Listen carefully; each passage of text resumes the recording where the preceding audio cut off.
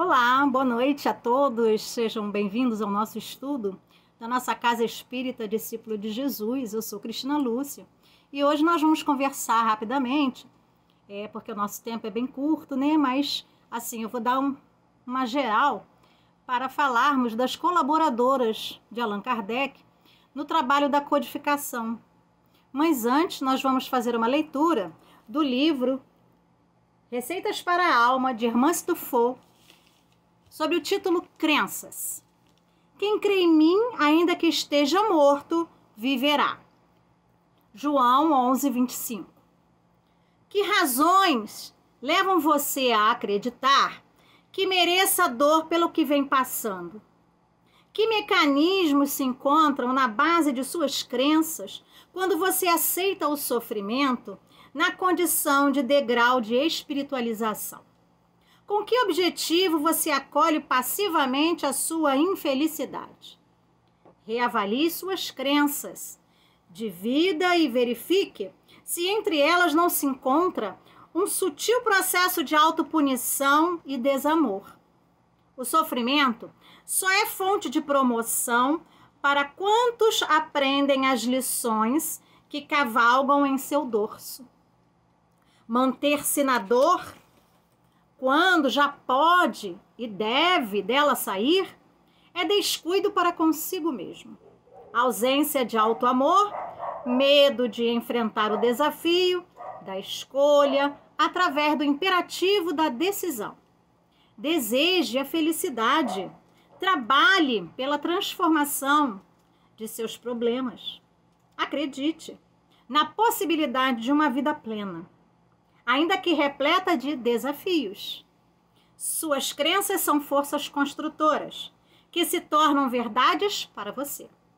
Cultiva crenças de amor e alegria, e a vida responderá a você com o melhor. Então vamos agradecer a Jesus, nosso mestre querido, a oportunidade de estarmos estudando essa doutrina maravilhosa. Obrigada, Jesus, pelo trabalho, pela intuição, pelo desejo de fazer o bem cada dia mais, por todas as coisas que nos permite ter para que possamos ser.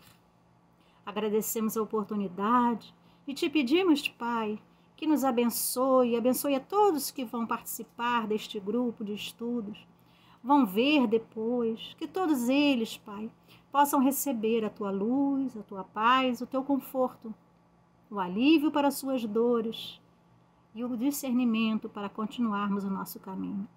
Fica conosco, Pai, hoje, agora e sempre. Graças a Deus. Bom, meus amigos, vamos lá. Muitas foram, claro, as colaboradoras de Kardec. Antes, durante, depois. Mas foram mulheres que foram corajosas, porque à época, elas precisavam ter um sentimento de inovação, precisavam ter discernimento, mas, acima de tudo, boa vontade. E nesse mês em que nós estamos aí, conversando sobre as mulheres, nós podemos aqui falar do elemento feminino que ajudou Kardec a codificar a nossa doutrina. Eu não vou falar de todas, vou falar de algumas que eu destaquei, que eu, assim, percebi serem as que tiveram um desempenho maior, uma importância grande na nossa doutrina, para que ela chegasse onde ela chegou, e estão aí, estamos aí até hoje, muito por elas também.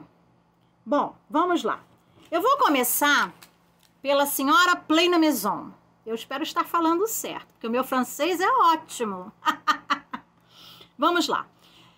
A senhora Pleinamaison, foi na casa dela que aconteceram as primeiras reuniões.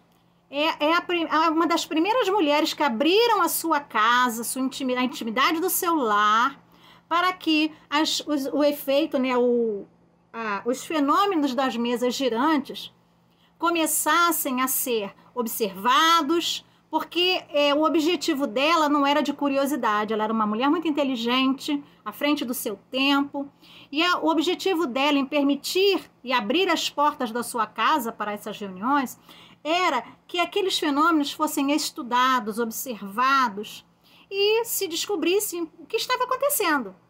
Portanto, ela não pedia dinheiro, ela não cobrava nada, ela não pedia nenhum tipo de dinheiro, de valores. Ela apenas abria a casa e oferecia o seu lar para que essas reuniões acontecessem. Bom, e foi graças a essas reuniões em sua casa que Allan Kardec, à época conhecido como Revyle, né, constatou a veracidade dos surpreendentes fenômenos e decidiu estudá-los, dando um novo rumo na história da doutrina espírita. Então, na casa da senhora Plena Maison, Kardec teve os primeiros contatos com os fenômenos das mesas girantes. Ele foi convidado, segundo aqui o livro Obras Póstumas, né, que tem aqui bastante conteúdo sobre esses primeiros acontecimentos, porque aqui tem a primeira iniciação ao espiritismo. Ele conta aqui como ele começou, né, e conheceu os fenômenos até se tornar a doutrina espírita. Ele conta que ele foi convidado, é interessante essa história, porque ele foi convidado por vários amigos para ir conhecer os fenômenos. Mas ele ficava assim, eu vou, eu não vou. Mas teve um que ele diz assim, senhor Patier era um funcionário público de certa idade, instruído, de caráter grave, frio e calmo. Sua linguagem era pausada, isenta de entusiasmo, produziu em mim viva impressão.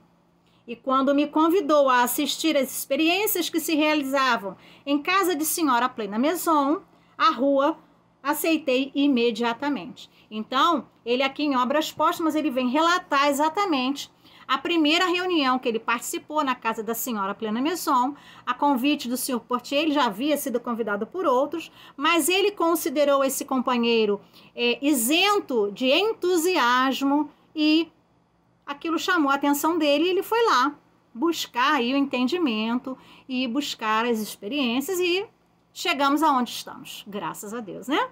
Bom, Amélie Gabrielle Boudet. Essa é importantíssima. Vale a pena estudar mais a fundo, conhecer mais. Eu fui lendo e eu fui me apaixonando por ela. No filme, eu não sei se vocês todos já viram o filme, a atriz, ela consegue captar um pouco do que se fala dela nas biografias e em tudo que a gente encontra, né? Aquele olhar carinhoso, aquela tranquilidade, sabedoria, paciência e, acima de tudo, um amor infinito. Ela e Kardec se amavam muito, era um amor muito bonito, um companheirismo impecável. E interessante é que ela era mais velha que ele, 9 anos. Mas devido à graciosidade dela, o olhar carinhoso, caridoso, a maneira de falar, os seus trejeitos, e o Kardec ser um pouco mais sério, mais sisudo, mais fechado, as pessoas olhavam o casal e achavam que ela era mais nova, né? É aquela coisa de olhar o livro pela capa e ver só as aparências. Bom, ela esteve ao lado de Kardec durante a codificação desde sempre, desde o começo, né? Porque eles se casaram muito antes, ele era professor, ele dava aula. Então, quando começou e ele recebeu aquele convite que ele aceitou, ela foi junto com ele. E ela foi uma grande incentivadora. Vamos lá, vamos conhecer, vamos ver o que está acontecendo, vamos ver o que é isso, para tirarmos conclusões acertadas. Ela era filha única de uma família abastada, mas deixou todo esse poder financeiro que ela possuía através da família para ir constituir família com Kardec pelo casamento que aconteceu em fevereiro. Deixa eu só ver aqui o ano, porque de 1832, anos, datas, né? Não precisa decorar essas coisas, é só saber mais ou menos, né? Bom, ela é pedagoga, olha que interessante. E ela se formou numa escola normal de orientação pestalozziana. A gente estuda a doutrina e sabe que não existe acaso. Não sabemos disso? Kardec foi discípulo de Pestalozzi, né? Isso a gente sabe. Pestalozzi confiava tanto nele que em pouco tempo já permitiu que ele desse aulas e tal. E ela estudou numa escola de orientação pestalozziana. Quer dizer, eles casavam bem ali os conhecimentos, as instruções, as orientações que eles tinham. Eles tinham essa sintonia muito, muito profunda, muito bonita. E ela, além de pedagoga, ela gostava muito de artes. Ela era professora de belas artes, ela era poeta, ela é artista plástica. Ela escreveu livros, 3 livros antes do casamento, que são os contos primaveris, noções de desenho, o essencial em belas artes. Casaram-se, já falei, né, em fevereiro de 1832. Bom, a fundação da Sociedade Parisiense para Estudos Espíritas teve um grande incentivo dela. E, assim, por quê?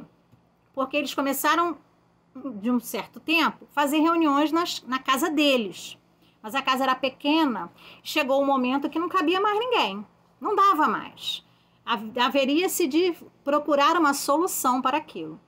E eles começaram a pensar e ela, com a sua inteligência, com a sua tranquilidade, com a sua observação, a sua perspicácia, incentivou ele a abrir um local onde se pudesse continuar estudando, se detalhando a doutrina espírita.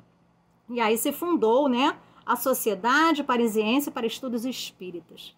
E eles recebiam cartas demais, eles recebiam muitos artigos, eles recebiam muitas comunicações. E através desse montante de comunicações, ela também o incentivou a começar a escrever a Revista Espírita. Muitos textos dali foram revisados até por ela.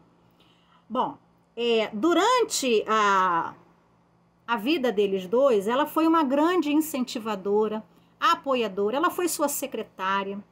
Chegou um momento que o volume de cartas era tão grande, era tão intenso, que ela começou a ler as cartas junto com ele. Ela começou a ler, a separar por importância, por tema, por necessidade. Ela tinha uma organização, né? O que hoje a gente chama de logística, né? Ela tinha uma logística muito inteligente, ela organizava as cartas, ajudava ele. Na hora que ele estava muito cansado, vinha ali o chazinho, o caldinho, aquele apoio que ele necessitava. Porque dizem, um ditado antigo diz que por trás de um grande homem existe uma grande mulher. Mas nós já chegamos à conclusão que não é por trás, é ao lado.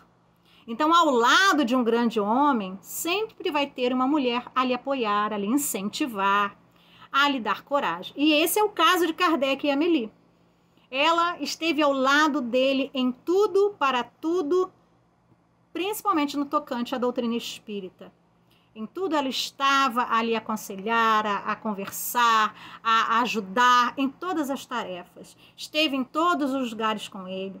Ela, no dia em que eles fizeram uma reunião para comemorar a primeira edição do Livro dos Espíritos, ela estava muito feliz, tão feliz quanto ele, muito incentivadora, muito animada, né? Bom, com a morte de Kardec, com o desencarne dele, ela continua esse trabalho, ela não para. Ela continua a receber correspondência, a copilar, a arrumar, a organizar. Ela, com um devotamento incrível, tomando decisões inteligentes, no sentido de quê? De salvaguardar a propaganda e a continuação dos estudos espíritas. Tem um poeta que fala que a sua existência foi um poema de coragem, perseverança e desinteresse. Isso está, essas informações eu peguei na internet também, mas tem um livro chamado Grandes Espíritas do Brasil, do Zeus Vantuil, que fala dela. Uma frase que até aparece no filme, que é uma das frases assim mais bonitas dela, que assim, porque eles estudavam muito astronomia, observavam o céu, as estrelas, né? E ela tem uma frase que ela diz assim: eu adoro pensar que as estrelas são furos na cortina do céu, deixando passar a luz do infinito. Gente, que bonito, né? Eu fiquei imaginando isso. O céu como uma cortina, cheio de buraquinhos, deixando passar a luz de Deus, a luz do infinito. Muito bacana isso, né? Bom, vamos... Aí nós poderíamos falar muito sobre Amélie, mas vamos continuar, que nosso tempo está indo embora. Céline Jaffé. Bom, Céline, ela é mencionada aqui nas obras póstumas de Kardec, porque ela é uma das médias que mais ajudou Kardec, né? Médio mesmo, mediunicamente, né? Ela recebeu muitas revelações, ela trouxe muito material para Kardec de psicografias que ela tinha recebido, e ela começa a ajudar Kardec em abril de 1856. Ela participa das reuniões, né? E através da mediunidade dela, Kardec faz as perguntas para a primeira edição do Livro dos Espíritos, que é através da mediunidade dela que são recebidas as respostas. Ela trabalha, empenha-se muito, mas ela era nova, ela era corajosa, sim, mas intempestiva. E aqui, neste livro, Kardec, a biografia, Marcelo Souto Maior, que é o autor de As Vidas de Chico Xavier também, ele fala de uma passagem que aparece no filme também. Eu voltei para ver o filme para poder ter as imagens na minha cabeça. O que acontece? Quando Kardec ele escreve o Livro dos Espíritos, a primeira edição, e ele lança, ela vai olhar as dedicatórias. E ela acha que teria ali uma dedicatória para ela, já que ela tinha participado ativamente como médium nas respostas das perguntas que Kardec havia feito aos espíritos e tal. E ela não encontra nada, nenhuma linha, nenhuma palavra. E aí eu vou ler aqui para poder eu não fugir, né, para eu não perder o conteúdo. Ela fica muito zangada ao ver que Kardec, ao lançar o Livro dos Espíritos, não dera créditos aos médiuns que com ele colaboraram. Porque ele não deu só, ele não fez isso só com ela, ele fez com as irmãs Baudin também. Eu vou falar isso depois. Bom, e isso para ela foi uma coisa inadmissível. E ela foi falar com ele muito zangada. E Kardec, com tranquilidade, ele fala: primeiro, o trabalho não foi nosso. O trabalho é dos espíritos. A doutrina é dos espíritos. E ele diz: queria preservar a identidade para poupá-la de exposições desnecessárias. Além disso, a autoria da obra deve ser atribuída única e exclusivamente aos espíritos. Ao ser ignorada, desprezada ou preservada por Kardec, Céline talvez tenha se livrado dos riscos enfrentados pelas irmãs Fox. A celebridade custou muito caro para elas. Quem escutou a companheira semana passada falando das irmãs Fox, sabe que elas tiveram muitos problemas com a celebridade, com a exposição. E Kardec, muito inteligente e, é claro, assessorado pelos espíritos, poupou elas disso. Elas foram... Nós fomos descobrir quem ajudou ele, quem foram as médias, Céline, as irmãs Baudin, e Hermance e outras, muito tempo depois. E isso talvez tenha ajudado muito elas. Bom, as irmãs Baudin, ou Baldin, aí fica a critério de vocês. Julie, que não é Julie, é Pelage Baudin, Catherine, Caroline Baudin, ajudaram Kardec de 1855 e 1856. Também há uma referência delas em obras póstumas. Elas conheceram Kardec numa sessão na também casa da senhora Plena Maison. Sabe-se pouco delas exatamente porque Kardec as poupou de falar muito delas, para poder, né, evitar que elas fossem muito sofressem, fossem expostas. O filme aí, nesse momento, ele peca.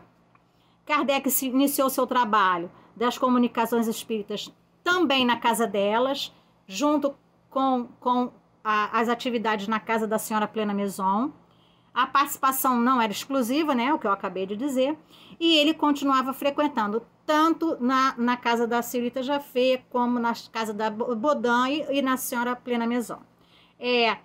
Aqui em Obras Póstumas, Kardec faz uma referência ao final, né, quando ele diz que elas, ao final do ano de 1856, as duas senhoritas Baudin se casaram, as reuniões cessaram e a família se dispersou. Então, nesse dispersar, se perdeu e cada um foi para o seu canto. Elas se casaram, e por isso não se pode afirmar que elas eram crianças, porque se elas fossem crianças, em 2 anos, a menina, como aparece no filme, com 10, 12 anos, é muito difícil, elas não eram crianças. E elas participaram ativamente com quase todas as respostas da primeira edição, junto com a Céline. Bom, Hermance Dufault, essa eu amo, muito linda. Aos 12 anos, ela foi diagnosticada como portadora de distúrbios nervosos. Olha o nome bonito, né? Para mediunidade. Que fazia entrar em uma espécie de transe. Recebia mensagens, principalmente de São Luís. Sua mediunidade era ostensiva. E a família Dufault foi levada pela senhora Plena Maison nesse dia em que Kardec fez uma reunião para comemorar a primeira edição do Livro dos Espíritos. Ele fez uma reuniãozinha na sua casa para comemorar. E a senhora Plena Maison, com o consentimento da Amélie, levou a Dufault e o seu pai para conhecer Kardec. E lá eles começaram, né, a sintonia já começou ali a se juntar, e eles começaram com os laços de amizade se estreitando, começou a se trabalhar novas questões, a segunda edição do Livro dos Espíritos, outras mensagens que eram recebidas por irmãs. Irmã se ajudou ativamente na codificação espírita, na continuação dela, porque como as meninas Baudin pararam aí em 56, 57 veio a primeira edição, mas houve a revisão, né, depois eles saía a segunda edição revisada com mais questões. Aí se chegou a 1019, que é o que nós temos hoje, e ela tornou-se a principal médium dessas reuniões, porque as meninas foram embora, Céline foi embora. Quem ficou? Outras médios e irmãs, que tinham uma mediunidade muito forte, ostensiva, e ela começou a trabalhar essa mediunidade e ajudou ativamente. Existem muitos livros da Hermance, inclusive esse que eu fiz a leitura, se vocês não perceberam, é da Hermance, com a participação do Vanderlei Oliveira. Tem livros muito bons, e a Hermance, assim, ela, com essa mediunidade e com essa sintonia que ela teve logo de imediato com Kardec, ela ajudou muito Kardec, ajudou muito. Também teve uma outra menina chamada Aline Carlotti. Aline Carlotti, ela era uma médium de psicografia e psicofonia e serviu de intermediária para que o Espírito de Verdade confirmasse ao professor Rivaio que ele tinha uma missão importante a se realizar com o seu trabalho da codificação. Também é uma outra que ajudou muito. E aí ela foi escrito para Kardec através dela. Confirmo o que te foi dito a respeito da tua missão, mas recomendo-te muita discrição. Se quiseres sair-te bem, não esqueças que podes triunfar, mas podes falir. Nunca, pois, fales da tua missão. Seria maneira de a fazeres malograr-se. Ela somente pode justificar-se pela obra realizada, e aí vai por aí. Então, mulheres inteligentes, mulheres fortes, como hoje, como nós vemos no movimento espírita hoje, como vimos no passado e como vimos durante a codificação. Somos fortes, somos poderosas. Só precisamos ter vontade e coragem de pôr em prática aquilo que aprendemos com a doutrina, aquilo que aprendemos com Jesus. Então eu mando um grande beijo para nós, todas mulheres, que estamos aqui trabalhando por essa doutrina, em cargos, em todos os tipos de cargos e frentes de trabalho na doutrina. Quem for prestar atenção vai ver que 80% na doutrina espírita de trabalhadores ativos são mulheres, me desculpem os homens, mas é a verdade. Porque nós somos corajosas, nós somos determinadas e nós vamos em frente quando queremos alguma coisa.